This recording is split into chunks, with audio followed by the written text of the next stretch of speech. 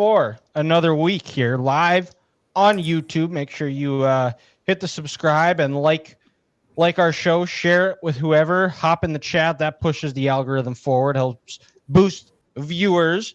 We've got Grant. He's back in his childhood bedroom back in North Mankato. Ethan holding it down. Different look from him, but in the same house here with the nice Buffalo Trace sign in the background and lamp.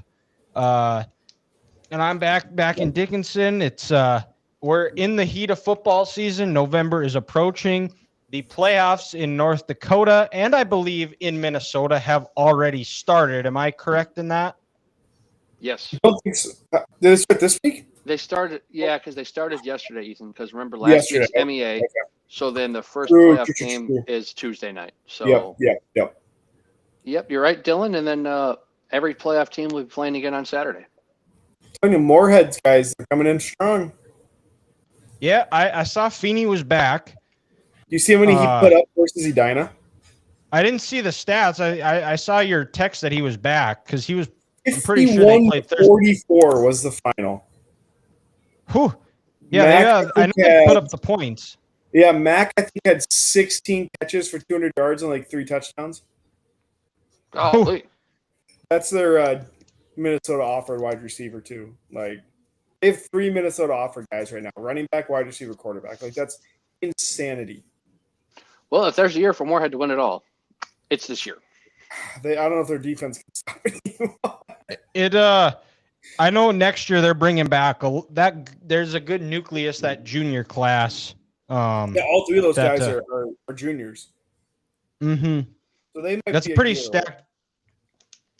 stacked junior class that I think they're really stockpiling for. They're really putting all the chips to the table for next year. I know in the 2020 year, they probably would have won the state tournament when Feeney's older brother was a quarterback. Now he's playing at St. John's, I believe. They would have won it before they shut it down before the COVID shut it down. We won't discuss that, but another exciting weekend of college football, games that lived up to the hype. I think we're seeing a lot more competitive balance in college football, just like we are in the NFL. It feels like there's a lot of times throughout the years where there's a lot of games that you see coming in, they're hyped up, they're going to be a tight 4-quarter game, and then one team blows the other team out of the water. You're not really seeing that this year. You're seeing a lot more competitive, a lot more games that are being played into the 4th quarter, and it's made for great college football. We're going to get in what, 5 years at least? What was that? The most parity we've seen in college football in what, at least 5 years? Yeah. I mean, when was the last time Indiana was good back-to-back years? Not in our lifetime. I'd say we doubted them, man. They look fantastic. They beat the shit out of Oregon that second half. They look better than last year. Yeah, they do, and their quarterback is better. Yeah, Mendoza is fantastic. Mendoza's an NFL quarterback. He's going to be a top 10 pick. Top 5 for sure. It's crazy to think, but he's probably going to be the first quarterback taken off the board this year. Him or Ty Simpson from Alabama, I think. Yeah, Simpson might. I mean, Dante Moore finishes strong. I definitely. That's another one too. Yeah. I want to see more out of Moore, though. No pun intended, but just one. Yes. 1 year starting, and same with Simpson. You got to do it for more than just 13, 15 games. Not saying Trey Lance was like horrible or anything, but yes, and Dante Moore's doing it at the Big Ten level for a top 5 team.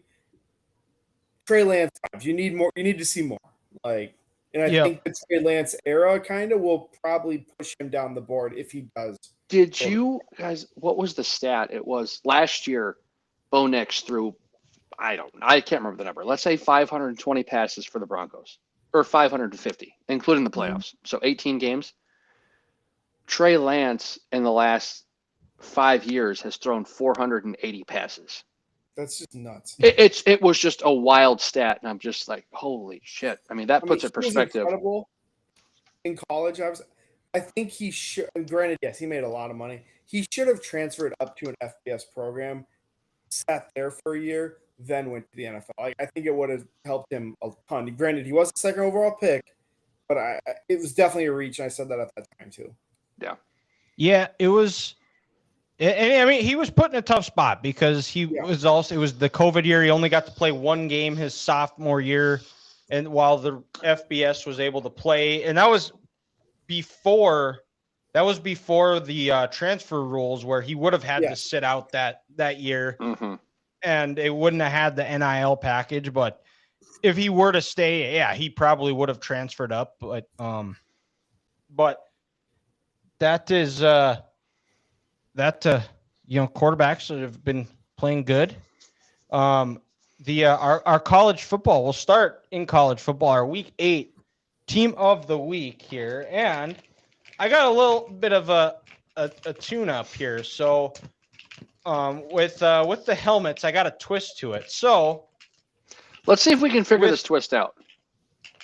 You won't, because I just kind of picked it, and I'm just gonna see calling it. Yeah. So with the first pick, it's not that easy. We're gonna go with. Can we try to guess first, Dylan? Like show the helmet, and then Ethan and I say who we think it is.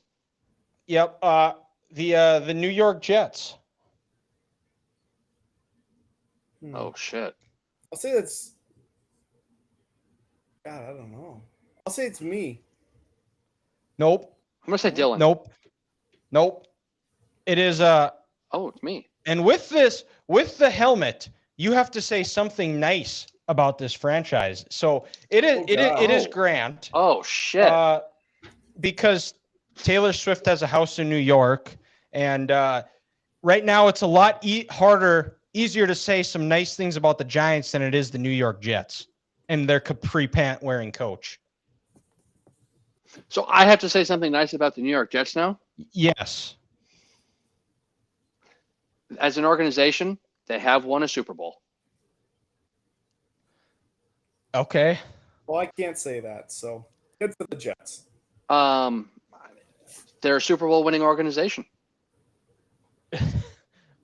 They are. I'm reaching. If I can find anything better, I'll let you guys know. I was going to say their owner speaks his mind and just threw Justin Fields under the bus. I think he did. Great. Well, you know what? Justin Fields is trash. So that's okay. The second pick is going to be another. Oh no! Shit. Was that a Buffalo Bill? For Buffalo Trace. Damn it! It was not a Buffalo Bill. I saw a white helmet. Who wears a white helmet in the NFL? Well, the Colts, the Bills. Could be the Colts. The Cardinals. I don't know where. Who would be whose main helmet is white? Found it. The Dolphins. It is the Miami Dolphins. Yeah, there you go. That is that is me. Okay. Their owner has been their owner has been very generous to the University of Michigan, and I guess that's the nice thing I'll say about the Dolphins. Their athletic campus is named the Ross Athletic Campus, and he is a much better donor than he is owner in the NFL.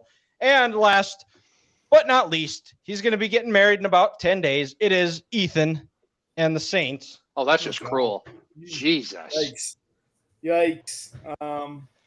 Fuck. Damn. That is just cruel, Dylan. Probably right. We're giving Chris Olave the targets, and that's good for fantasy purposes. That's a good thing about the Saints. Dylan, okay. There is a chance you literally just pulled 3 of the 4 worst organizations in the NFL right now, and we had to compliment them. Yeah. Who would have been the 4th? The Tennessee Titans. Yeah. Tennessee. Yeah. Arizona Cardinals not far behind. No, but they're a little better. I think they're fine. They're fine. You know what? They're actually a decent football team. They've been in 7 one-possession games. They need to finish those games, but they're in a better spot than all 4 of these teams. They have teams. as many injuries as the Vikings. Like, seriously. Like, yeah. But honestly, they should have beaten the Packers last week. They should have. Gannon has done wonders for that team. I don't care They should have beaten a lot of teams. Yeah. But He's been a fantastic coach this year. And he shouldn't lose his job. They need to continue to build that roster. Hire him over 13 points, so that'd be like 6-1 right now. Like, stupid. Like, what was it? 5 games, 5 losses by 13 points. Yeah, it's insanity. Yeah. Which, granted, like we always say, you need to learn how to win, which is what they need to do. But you also need the players. Very talented coach. And they just don't have the players yet. No, not yet. But Grant, who is your Week 8 college football team of the week? Ooh, this is kind of a tough one because I feel like I got 3 quality teams, but I'm gonna go with the Notre Dame Fighting Irish. Just in this aspect, guys, I don't care if you're playing a Lincoln Riley coach team and they are soft as charming outside of the Los Angeles Coliseum. Because when they're in the Los Angeles Coliseum, they're a totally different team, unless Michigan is a dog shit team. But we're not worried about that because that was 2 weeks ago. Anytime you rush for 306 yards, you're doing something right. I mean, Jeremiah Love helps. But Jeremiah Love just proved that he's probably the best offensive player in college football. And also, you forced 3 turnovers, and you have a special teams touchdown on a kick return for 100 yards that gave you the lead in the game, and you never looked back. That's winning the game in all three phases. And they still want to play this game. Marcus Freeman is not afraid to play 5 ACC teams a year in Notre Dame and maybe an SEC team or two in the non-conference.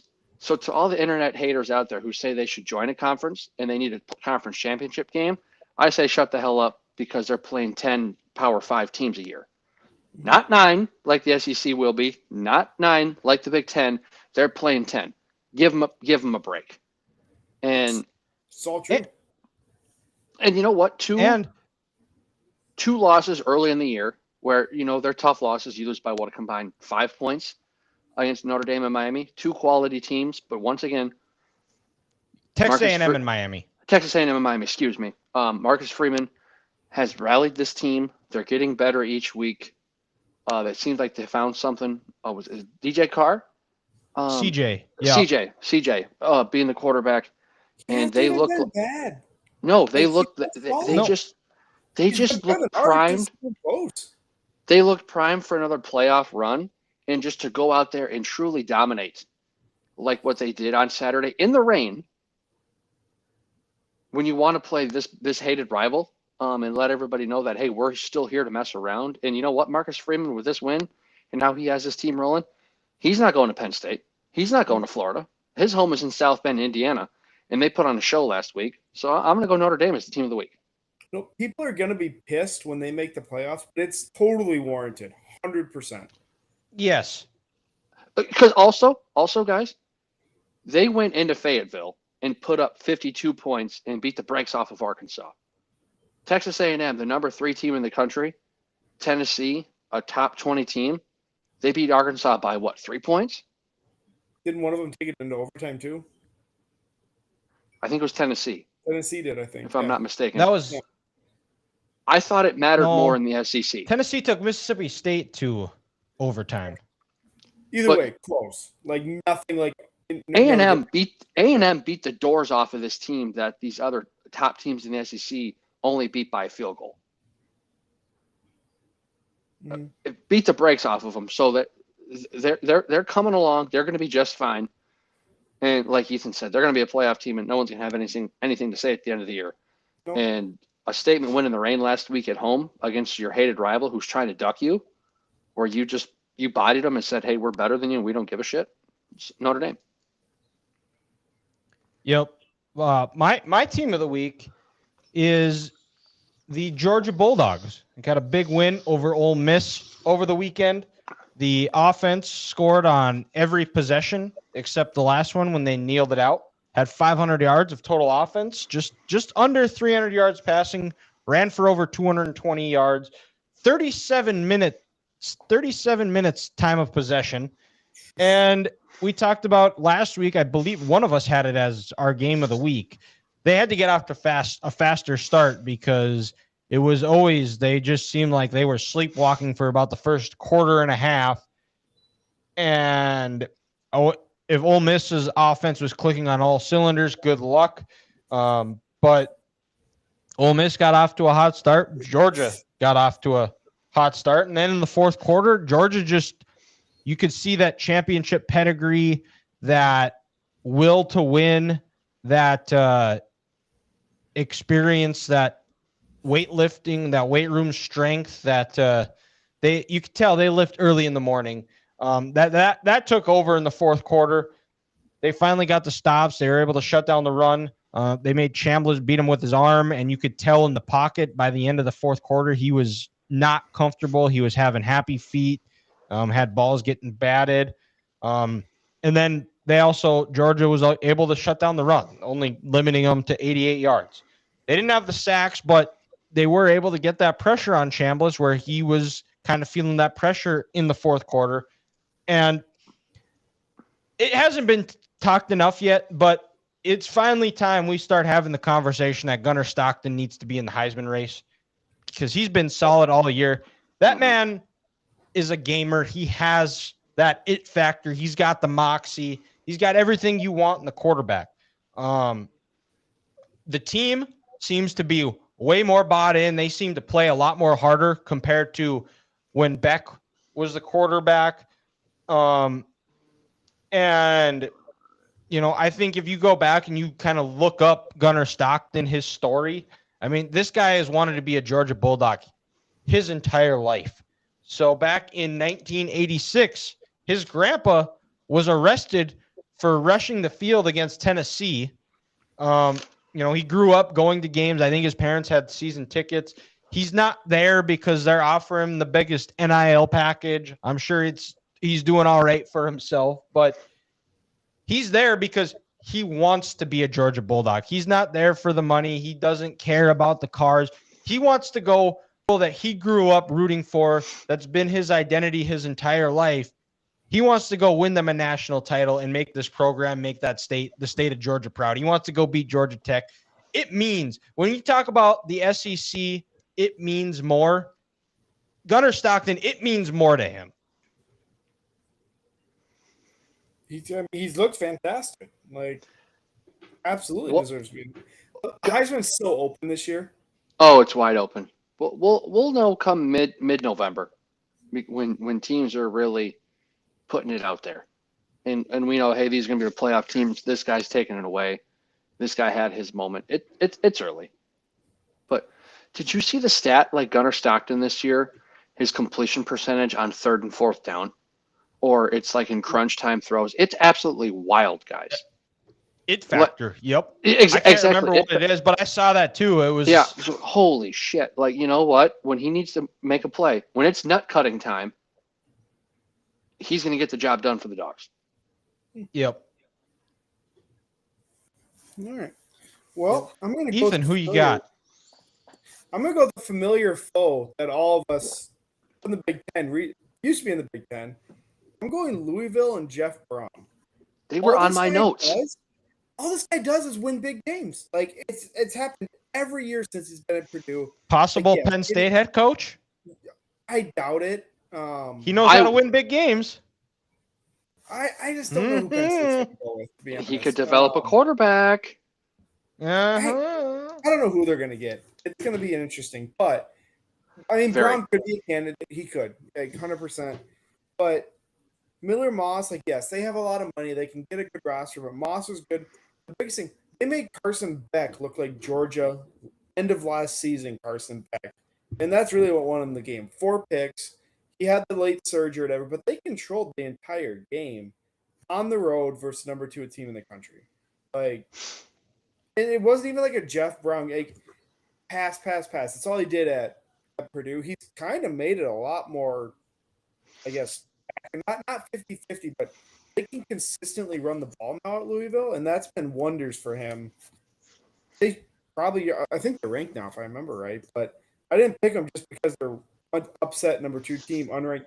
They're just a good football team. They were a good football team last year. And, they only have the 1 loss this year in overtime to Virginia. Yeah. Who's now number 16?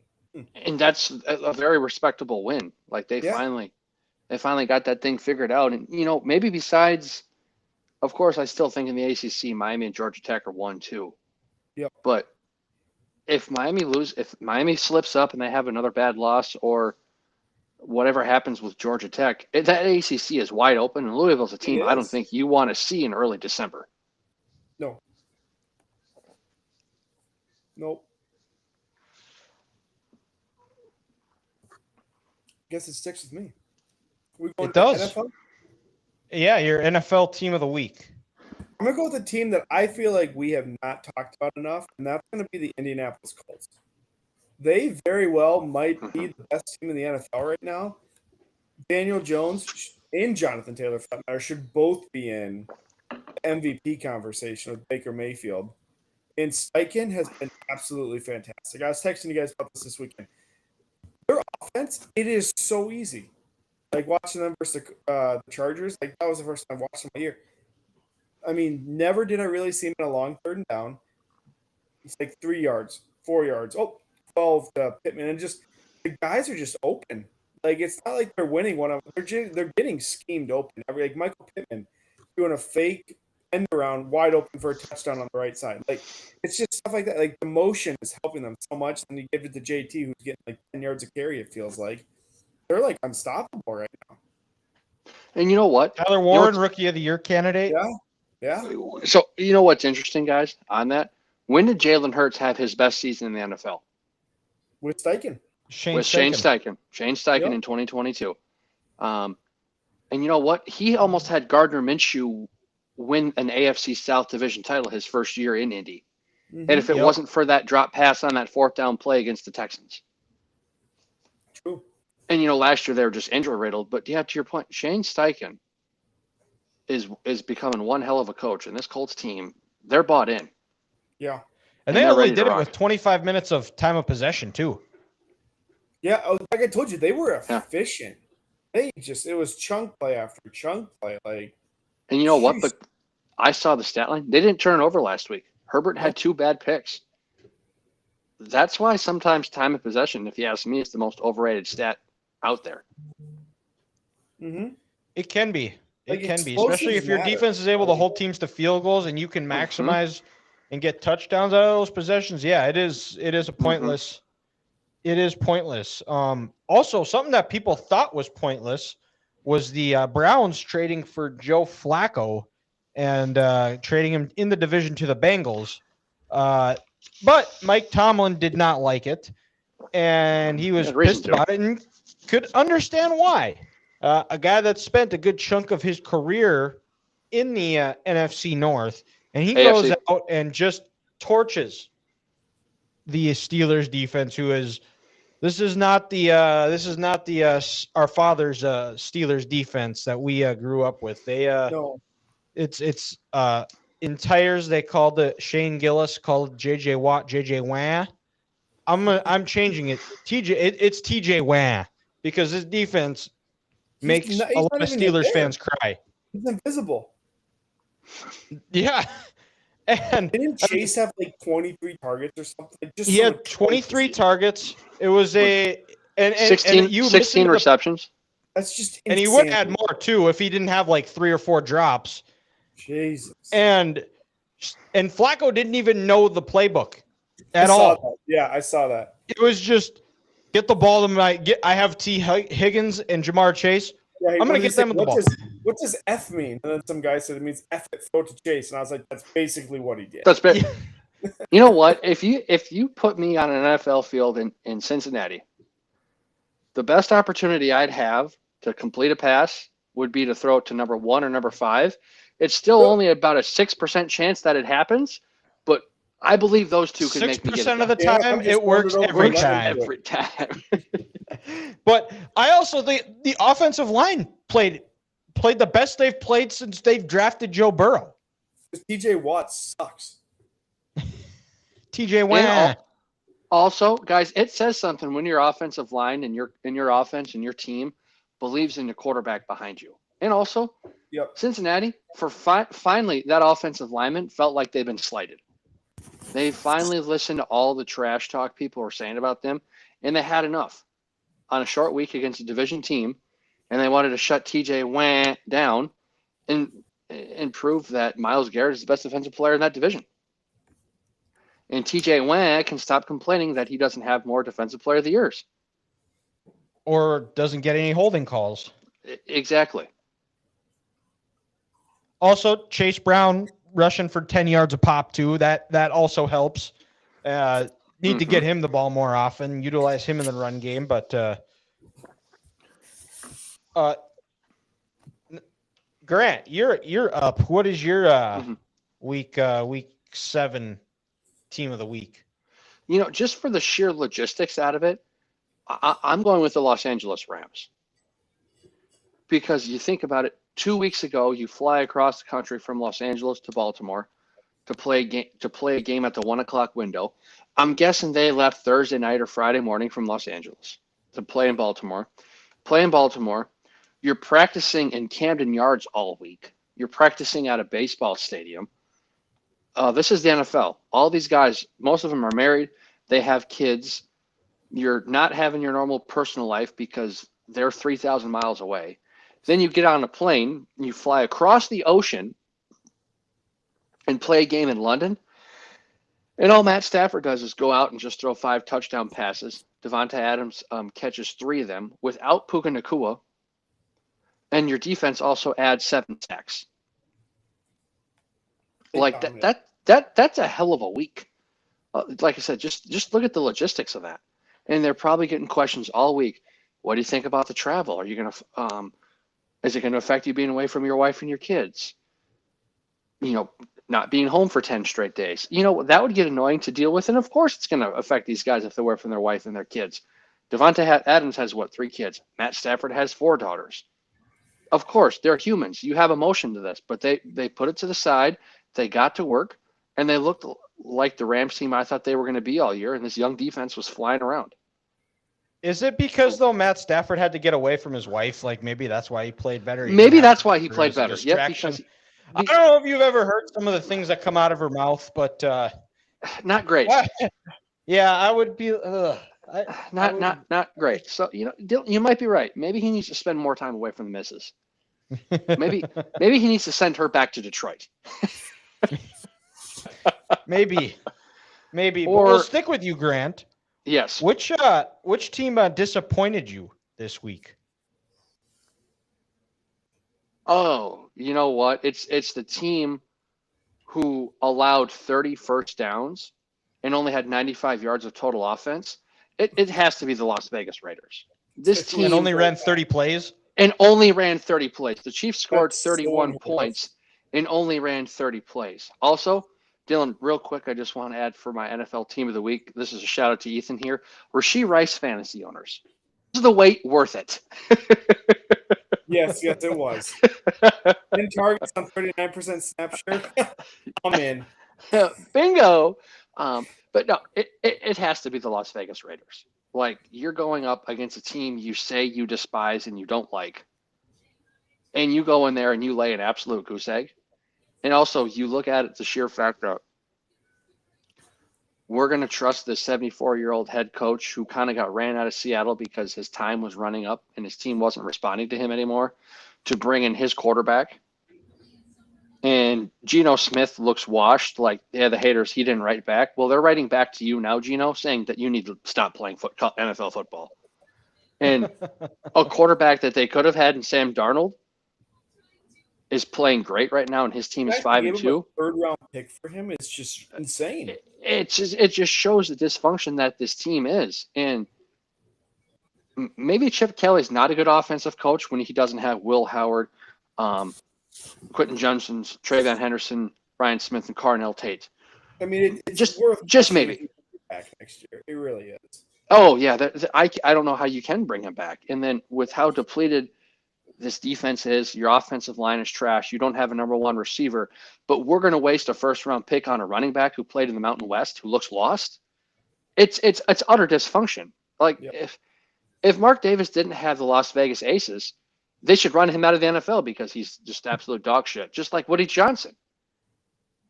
And to just not show up. Grant, it's you you said something nice. That doesn't mean you get to say something mean about the Jets and just give random pop shots No, that was out not. here. You never So said you you have couldn't. to now. You got to say something else nice about the No, Jets. no. That was not in the Yeah. rules. No one said you can't say anything negative. I called an audible. No, that's moving the goalpost here, buddy. Dylan, I can't say anything else nice about a team who says they're from New York, but their practice facility and their stadium is in New Jersey.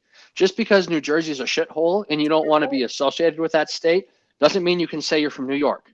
We all know the NFL's true New York team is the Buffalo Bills. So just like the New York Jets, the Las Vegas Raiders are an absolute dumpster fire. Didn't show up on Sunday, and that was a terrible performance. Another Rashee Rice stat. He's already top 10 in red zone targets for the year for wide receivers with 4. Ethan, I hope you win our fantasy league we're in. I hope Rashee Rice goes for 1,500 yards and 12 touchdowns. He might. And I just hope the Chiefs win the Super Bowl. I'm all in on Ethan having the best year of his life. What if you got offered like a trade, like a 6th round pick for Rashee Rice? Would you take it? In fantasy? I would probably offer them back nothing for Josh Allen. Some guy offered me in another league I'm in, Jordan Mason today for Rashee Rice. Oh, jeez. It's worth a consideration. Aaron Jones is only back this week, possibly. That's almost as bad as the one that I got offered that I sent thought about you. World War III. I drafted. And that was the league you drafted me in, yes. Was it Jenna? It was not Jenna. Okay. I played Jenna this week, and boy, she's in a bad spot. Her whole team is on bye, and honestly, we should beat her by 50 points. I might have to text her and see if she needs any advice. I don't even know if God can help her this week with the way her roster is set up. Oh, it's amazing. All right. Well, my disappointing team of the week is going to be the team that I'm wearing that was my helmet, the Miami Dolphins, getting blown out. The Tua experiment. I wanted Tua to be successful. I wanted it to work. It's not working out. Maybe he's taken over. The CTE may have taken over. Capri pants. I don't know what was a worse look. Was the capri pants or the fact that he had like 3 winter coats on when it was 35 degrees? It was the sunglasses in the rain. Oh, yeah, that's a good call. You guys see his press conference today? No. He basically said he hasn't been targeting Jalen Waddle because he can't see him. He can't see over the line. Tua said that? Yes, straight up. It's funny because Brock Purdy had been on a podcast this summer and he said the same thing, but he's like, I trust where my guys are at. I trust the scheme. And he still throws it. He was just like, yeah, TCT.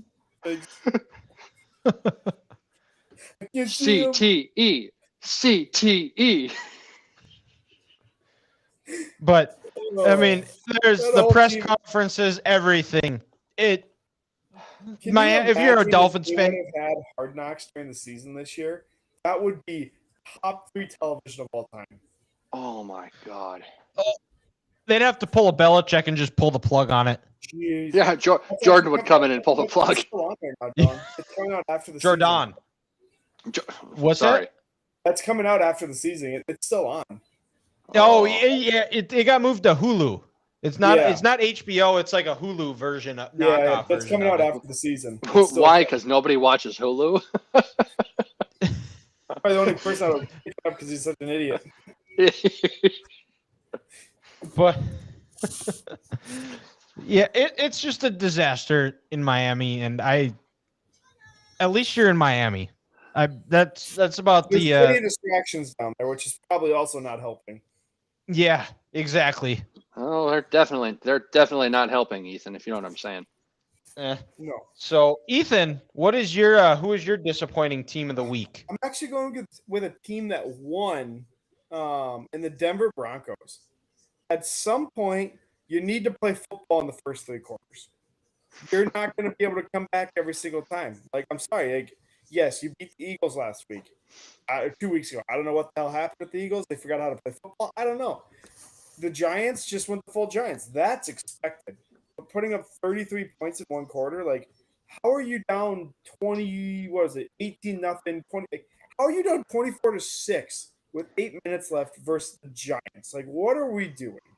Their best receiver is Wanda Robinson, a Nebraska lost boy. They need to figure it out, and they need to not just get down these massive leads. There's no offense. You're not going to come back on the Chiefs. You're not going to come back on the Chargers the next time. I'm sure they probably have the Bills, the Ravens, someone come up. When you get down 20 points, these teams are not going to let you back in. It's not. And remember, the Chargers beat them the first time they played this year. They did. They came back and beat them because they played at their food and lost. It was almost the reverse in that instance, but still, play a full 4 quarters. And also, I think Bo Nix just wants to give Broncos fans the experience, and maybe it's because the colors the Broncos are the same as the color as Auburn, and Bo Nix is reverting back to what he played for in Auburn. Are you saying he's Auburn Bo Nix? It's for the first 3 quarters, yes, and then the fourth quarter, Oregon high school Bo Nix, somebody else shows up. Maybe they've figured out how to morph him, and they just change uniforms somewhere in like the medical tent, and Bo just comes out a completely new person. Are we sure Dan Lanning was secretly not in the coach's box upstairs in his ear? Did he not call him and rip him a new one over the phone? We have not confirmed to see Dan Lanning at the Oregon facility on Sunday, so it can't be ruled out. I'm just saying. That's the only person I can think who would light a fire underneath his ass to get him going in the fourth quarter like that. He pops that Zin in and just lights Bo up. He comes off with his shirt off. You see his wife's tits on the side of his shirt tattooed on his body. Who wouldn't be fired up to play for that guy? Yeah, exactly. Amen. Come on. So Ethan, we'll stick with you. What is your week 8 NFL game of the week? Sorry, I was reading a Gopher women's basketball player just entered the portal, which I don't even know how you enter the portal when the season starts in less than 2 weeks. I have given up on the portal. I don't understand it. We're just going to move on. Good call. I just don't know. Why are we talking about women's basketball? We should just give up on college sports in general. I was just like, how does she enter now? Like, literally, the Gophers had an exhibition game already. Like, how does this make sense? She just wanted to maintain her eligibility. She must be taking like a redshirt year or something. And I have no idea. Because NDSU's got an exhibition tomorrow against Moorhead. They played the Gophers last week, Thursday. Yeah, the Gophers slapped them, actually, surprisingly. I've seen that. I did see that. Mike, I was really big on Illinois earlier this year. Still am. I think they're good. We're doing NFL. We're doing NFL game of the week. NFL game of the week? Sorry. Yes. I thought we were doing college football. Okay. I'm going to stick with my I'm going to go back to the Broncos. Cowboys-Broncos. This is going to be a ton of points. Defense is optional in this game unless Pat Surtain shows up to somehow stop CeeDee Lamb, which honestly I don't think it's possible. Hold, Ethan, can I interrupt? Go ahead. Can I interrupt? That means you're going to have Riley Moss play man coverage on George Pickens? It's not going to go well either. That's just what you got to do. Did you see the Bengals game last year against T. Higgins? He assaulted that man. You know what? But like I was going to say about CeeDee Lamb, you can only hope to slow him down. You can't contain him. Like you just can't. He's just that good. But no, like you guys possibly could have BB back, your center. He's got his 21-day window. We could. Who else? I also saw that the linebacker. I can't think of his name right now. Overshown. Yes, the Marion Overshown practiced for the first time in 317 days. In the playoffs. Dallas is. It's gonna happen. Oh, he won't. He's gonna play the Raiders. He plans to be back against the Raiders. He won't be back this year. Dallas is gonna win this game. Isn't it a Devontae Williams revenge game? It is a Devontae Williams revenge game. Yes. They're seriously. They're gonna win this game, and they are gonna make the playoffs. I'm sticking to my preseason pick. Shitty Parsons or not, they're gonna make the playoffs. They're gonna trade for Max Crosby. Or Trey Hendrickson. This team was always both. Parsons was just the guy in defense that made him look flashy, look good. You're not trading for Crosby. But no, the offense is going to lead them. Dak is taking them to the playoffs. I also think the offensive line has played way beyond anybody's expectations this year. And I that's been the key. Like the way that they've ran the ball between Williams and now I can't think of that second back, but I mean they've ran the ball so well. Miles Sanders, but he's out for now. But it also helps that they're the new O-line coach is a former NDSU offensive line coach in Connor Riley, done a tremendous job. And if the defense can find a way to limit teams to 20 points, the Cowboys will have an opportunity to win. If they can somehow keep them to 20, I'll even say 24. Yeah, too. Or 23. Sorry, 23. Because I don't know if you can guarantee Dallas is going to score 3 touchdowns and a field goal every single game. Oh, easy.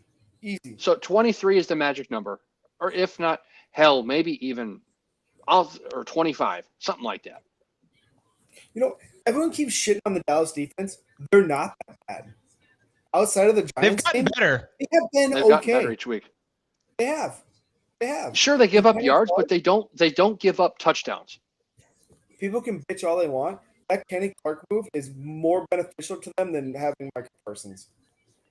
If they can find a way to hold teams to field goals, I mean, at this point, just practice red zone defense the entire practice and just find ways to make them kick field goals. But every day is Daniels to 22 without their best corner. Like, we need to actually admit, like, this is a decent defense. Mm-hmm. And they would have beat the Eagles if CeeDee Lamb didn't drop 2 balls. I know I just talked how great he is. Not his shiniest moment, but they would have beat the Eagles. But remember, the Eagles didn't. They contained him by him messing that game up. Yes. So the my game of the week is I can't believe I'm about to say this because I kind of just shit on them earlier, but Steelers versus Packers. I had it, but I just can't do it. I don't know. I'm excited because I think there's going to be some offensive fireworks again. Because neither defense has any interest in stopping anybody. It's an Aaron Rodgers revenge game, and I'm frankly just there for the plot. And also, guys, the fact that this game is on Sunday night gives it a little more juice. Had this been Sunday at 1 p.m., I would have been like, But it's too bad it's not in Lambeau either. I know the fact that he's maybe never going to go to Lambeau as a visitor actually kind of upsets me a little bit. It does. I am a little bit sad about it. Just a little upset about that. Do you think it's he'll get a better return or a worse one than when Brett Favre returned? I think he'll get a better one because he didn't retire and then want to come back. He also didn't play for the Vikings. And he never played for the Vikings. Yeah. That's a good point. That is true. I don't think there's many hard feelings there. I think it knew it was time to go. I think people in Green Bay knew it was time to move on. Mm-hmm. Like, he had Love sitting there. Granted, whether that was good or bad, you never know. But yeah, I think they knew it was time. They knew it was time, and he knew it was time walking off that field against Detroit. Mm-hmm. Kind of just like how we knew the end was in New England with Brady and Belichick. Like, he still wants to play, more so Belichick, but people after that Tennessee game, they knew that he was leaving. It wasn't going to work out anymore. Yep. But Ethan, your game of the week. Or no, Grant, your game of the week, excuse me. Not going to lie, guys. I'm on option 3 of my game of the week. You guys kind of stole my first 2 because NFL-wise. It's a good thing I was in the middle because I only had 2. I had the Cowboys, Broncos, and I had Packers, Steelers. I dig down because I knew there was 3 of us and I had to get a third game. And just because it's the local game, it's the Vikings, and it's Dylan's guy and Jim Harbaugh. I'm going to go Vikings-Chargers just because both of these teams There are not a whole lot of options, no. But both of these teams need this game. Vikings Yes. 3-3. Oh, I love them. The old school navies. Oh, they are The so old good. school navies. Yeah, Derwin James Mhm. might kill somebody tomorrow. They're So they're let's make fantastic. He Let's might make he sure might we channel have his inner Rodney Harrison. let's make sure we have an ambulance or two there because the one's going to be taken off for Derwin James. But both teams need this game. The Chargers started out hot. We were like, holy shit, Dylan was right. Justin Herbert's going to win the MVP. They're on fire right now. They kind of slowed down a little bit, and their defense has let them down a lot these last couple of games, which we're not used to. And then the Vikings coming off a game where you have 6 possessions in the red zone and you score one touchdown or one field goal. And you're coming off a short week. It's a good time to just straight up flush it and be like, okay, let's get back to business and try to figure this thing out to get this thing rolling for the rest of the year. Because the Vikings schedule is tough the rest of the year. I think it's the hardest schedule in the NFL. Including tonight and the Chargers. The Chargers still have to play the Chiefs and Broncos again, and both of those games are on the road. Yep. So if the Chargers lose and they get to 4-4, with Rashid coming back and the Chiefs looking like they're going to get this thing figured out, Denver's always going to be a tough go the rest of the year. And the AFC is looking competitive. You cannot have bad losses in the playoffs or come playoff time because it's looking like the AFC East is getting 2 teams in. We thought they might get 1 depending on the Patriots. So spots are going to matter in the AFC. So the Chargers need to stack wins whenever they can. And they don't want to lose 2 games in a row, 3 of their last 4, with them also getting shellacked at home against the Commanders just about 2 weeks ago. Good. Thank you for bringing up the Vikings defense. I think Carson, this is completely off topic of extra conversation, but I thought Carson took way too much heat for this weekend. If JJ catches that ball that was in his hands, and if the NFL, for whatever reason, F's over Hawkinson, like we win that game, the defense is really the reason we lost. If we're being completely honest, like 3 3rd and 9s or more, 2 of those touchdowns, like what are we doing? Like that's where you win games or lose games, and we didn't make the play. It's like to me that's more on the defense than the offense. Yeah, the Isaiah Rodgers got cooked. And he's been fantastic this year, and shit happens. But we're just completely shit does that happen. aside because Carson threw 2 picks in the first half. Yeah. And any time a team scores on a special teams touchdown or a touchdown on defense, it's hard to beat that team. Yes. Especially in the National Football League where 75% of your games are 1 possession games, and especially this year in the NFL when they're so close and so competitive. If you give the Eagles 7 points, that's tough. Yep. But even then, the defense, you give up what, a 36, a 27, and a 70-yard bomb. That's unacceptable. Well, there's a 45 in there too. Last one of the game. Yeah. Yeah. It's just it's unacceptable with the defense that we had. We had top 5 aspirations for this defense coming into the year, and it's frustrating because it's not new terminology. It's the same core. It's the same coach. It's the same defensive play callers. The same green dot helmet out there. What's going on? Why is there a riff on this defense right now? So yeah, short week. Both teams coming off a bad loss. Need to have it. Thursday night's going to mean a lot. The rift you're talking about, Grant, this secondary was never going to be great. It was all about generating pressure, getting these quarterbacks to get rid of the ball before. We're not seeing that the last, 3 games? We haven't had a turnover in 12 quarters. Like, that's the difference right now is we're not getting those pressures. Yeah. We're not getting the turnovers. The secondary. Dallas Turner's got to figure it out, or he's going to be on a different team in the next year. Yeah, that's fair. But Grant, we'll stick with you. What is your college football game of the week? Week 9 already. Hard to believe it's week 9 already. It's insane. I'm gonna stick in the SEC with a game that does have some playoff implications on the line, just because you get to 2 losses by week 9, you got to be perfect the rest of the year. This More or less team just include a team in Columbia. no, it does not. Oh, thank God. Which I totally missed on my notes, but that's okay. I'm gonna go Ole Miss, Oklahoma. Thank God. Because that is a knockout game. Yeah. Yep, because like I said, it's a knockout game, and I want to see how Lane Kiffin and his staff can respond. When life is good for Lane and they're rolling in Oxford, no one can touch them. But when they get knocked down, does Lane become too emotional, and does he try to work too hard this week to get his team to right the ship? And also, you have Lane talking about how Oklahoma and Brent Venables and the staff, they're really good on defense of looking your signs over during the game and figuring out what you're going to run. Because you saw during the Auburn game, there was multiple times where these Oklahoma secondary players were there at the ball before the receiver got there. Does Lane try to get too cute and slow his offense down? With that, it's just curious. And Oklahoma's schedule is just brutal the rest of the year. I think they still have LSU and Alabama after this.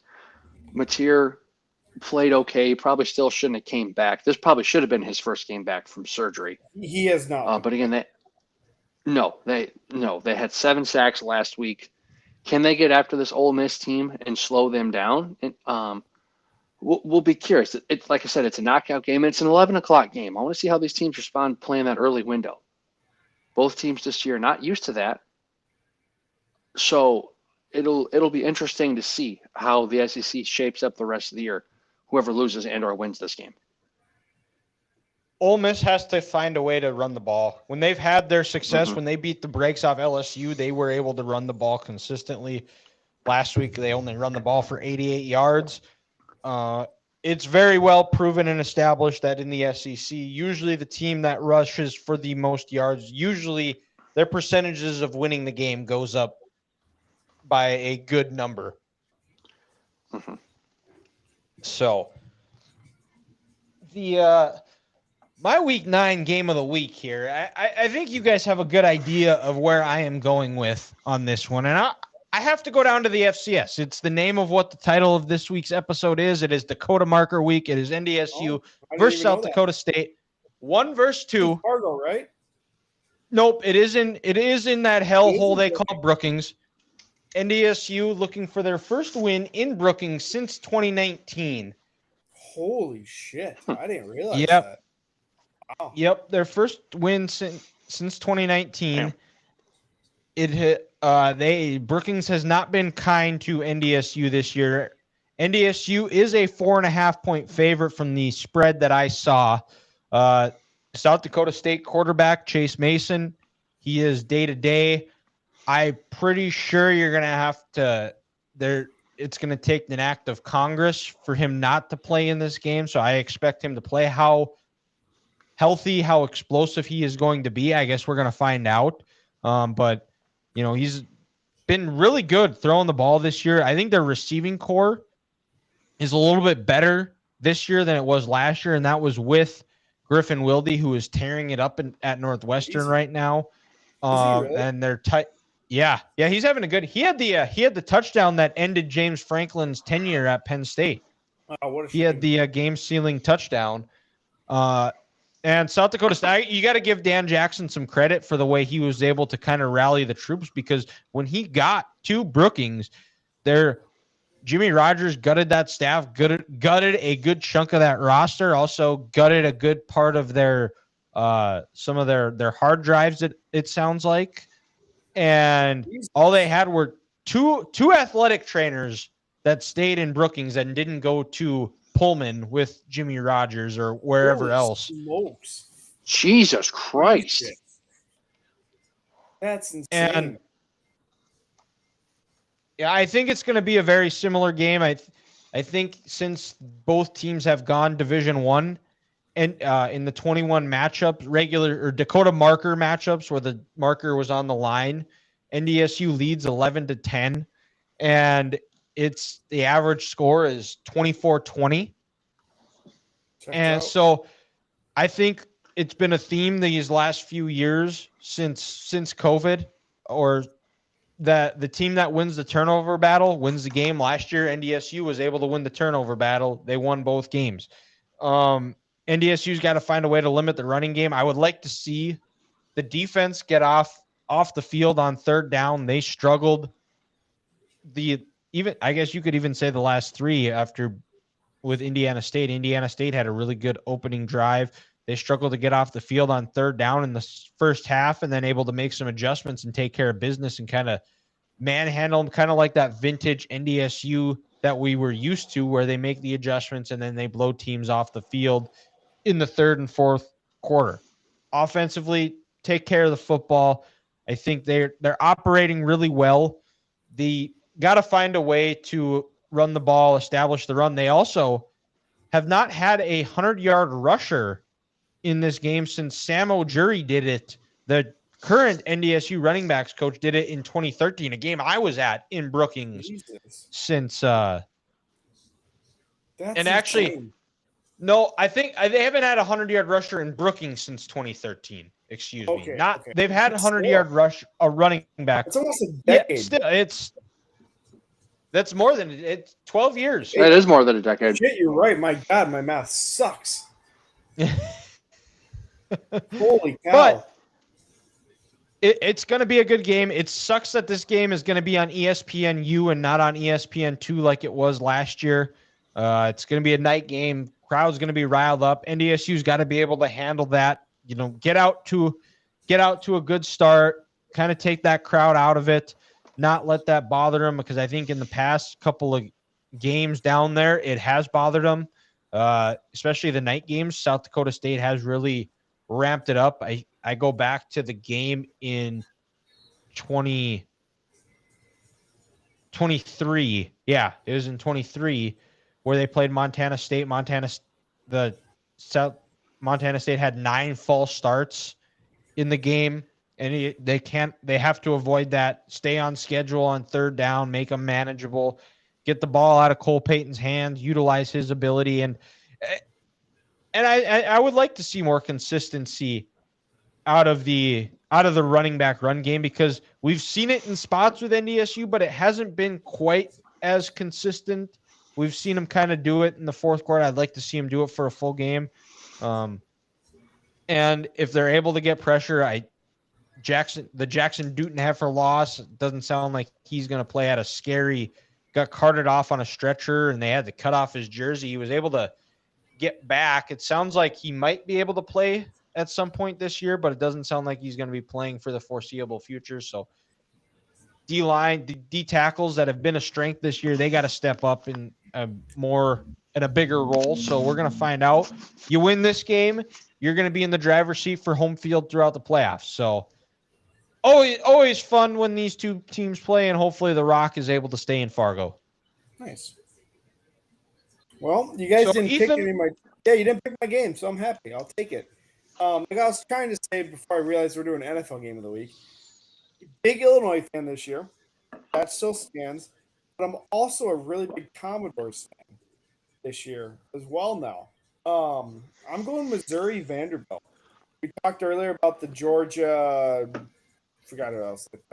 Massive playoff. Ole Miss. Massive, or Oklahoma Ole Miss. That's what it was. Massive. This one has just as much playoff implications. Both these teams, I think, have one loss right now. 2 top 10 teams are close to it. It could go either way. Vanderbilt looked really good versus who do they just LSU? Is it LSU?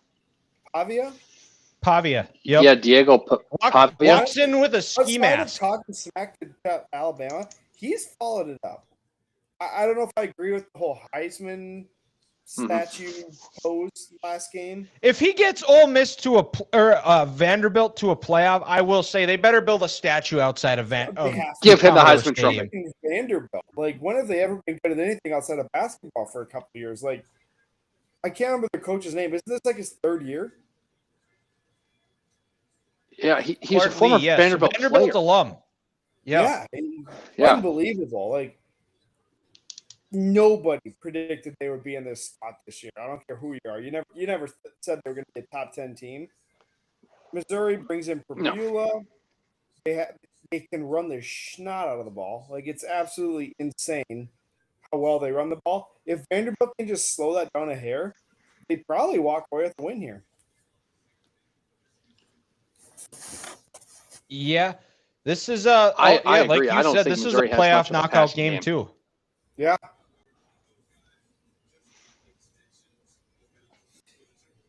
Is it my turn for Beth Mullins? Oh shit! You know God, what? We it is. forgot about that. Oh, I God. forgot to do a Beth Mullins game of the week. You know what? Let's just skip it this week. We'll be back next week better than ever. Ethan, let's kick it to you for Purdue game. Ugh. I had that one too, dude. Rutgers Purdue. 11 a.m. on Big Ten Network, Dylan. I just found one. Or South Alabama versus Georgia Auburn, State. Arkansas at 11:45 on SEC Network. It's just as bad. Oh God, Hugh Freeze is about to lose his job too. That's the best part about that. Yeah, yeah. South Alabama, Georgia Dylan, State. I also had that in my 1-6 notes for both teams. Thursday night, 5:30 ESPN2. If the Vikings game is giving you some soggy sorrows, you can switch over to ESPN2 and go watch that. I'd rather just the watch only standalone Thursday night game for college football. Nope. Well, it's because they knew they can't compete with Thursday night football, so they thought, let's throw the 1-6 bowl, the Panthers versus the Cougars together, or whatever the hell their mascot are, the Jaguars for South Alabama. God, I don't know. It's awful. I think so. Guys, who the hell is Yang Hansen? The Portland people are listed that as a key addition. Who the hell is that? That just proves that Portland's going to win 22 basketball games this year. Yeah, the NBA. Who's the Yang Hansen? I just don't get it. Huh. Jesus. Welcome to the Yang Hansen experience tonight. Yeah. So see if he's good. Jesus Christ. I will say, though, how nice is it that Round Ball Rock is back? The NBA is on NBC. That was fantastic. Basketball, give me the ball because I'm gonna dunk it. What was that first time? Dude, the fact that ESPN's basketball coverage is about to take a massive shit makes me so happy. It's taken that the last couple of years. And it's only going to get worse, which makes me just puts a smile on my face. Who? Conte, he's our starting. Oh, DiVincenzo? Yeah, Conley's I did see that. And 3. Oh, long. But Ethan, what do you got for us for curveball of the week? Well, I figured since my wedding is next week, I won't be on the podcast. So, what is your least favorite part of a wedding? Ooh, pictures. The next morning when you wake up. Yeah, that's a good one. No, that's fair. The fact that it's in the fall and it's right in the middle of football season and I have to miss a playoff game, but it's fine. You know what? You calm down. You play Purdue. Don't even. With the amount of beer that Dylan's going to consume next week, he's going to forget about that. With the amount of beer that Dylan's going to consume next week, he's going to forget that out. And he's going to hit it big at the casino. So life is good. It's all good. Let's hope so. Let's hope so. Sometimes, like if you're going with a group and you're at table 16 and you don't know who the other people are at that table, you're like, man, I hope these people aren't squares. Like the initial awkward 10 to 15 minute conversation where it's like, all right, well, I'm gonna try to get to know you and see if I like you or not. That's where you got to be the guy, Grant. That's where you got to get the people going. You just got to loosen everybody up. You got to go get them around a fireball. And like, here, show them that you're the fun guy. Dylan, not a mushroom. Raul and Jamie's wedding this summer. At Raul and Jamie's wedding this summer, myself and Jenna, we did that for the table because we sat down, we sat across from each other, and we were like, holy shit, Jenna, you're at my table? Grant, you're at my table. She goes, I haven't seen you since you were in prison. How was prison? And I look at her and I go, not good. So I did do that at that wedding, and you know what? Icebreaker, boom, table was ready to roll. Nailed it. How was prison? Not good. Not good. Not great, Bob. not great, Bob. All right. Well, that also, I think now still one thing. Can I add one thing about weddings that I'm starting to love that people are doing? They're having it all now at one place, ceremony and reception. Mm-hmm. Thinking back when we were younger, when you'd have to have the ceremony at one place and drive to another place for the reception, and then you'd have to wait for an hour while they're doing pictures with the wedding party. That was awful. So I am so grateful everyone's doing it at one place before we get there at a certain time and we leave at the end of the night. We don't go anywhere else. Nope. Yeah. I've been on plenty of party buses post-wedding. It created one of my favorite pictures that I have that celebrates a Vikings win that I won't share, but of one of my friends. But Ethan, we didn't get your answer. What is your least favorite part of the wedding? Jeez, that's what we didn't answer because I don't know. Don't say pictures. I'm gonna say probably pictures for sure. Yeah, it's gonna stink. I'm at the fake smile for like 2 hours.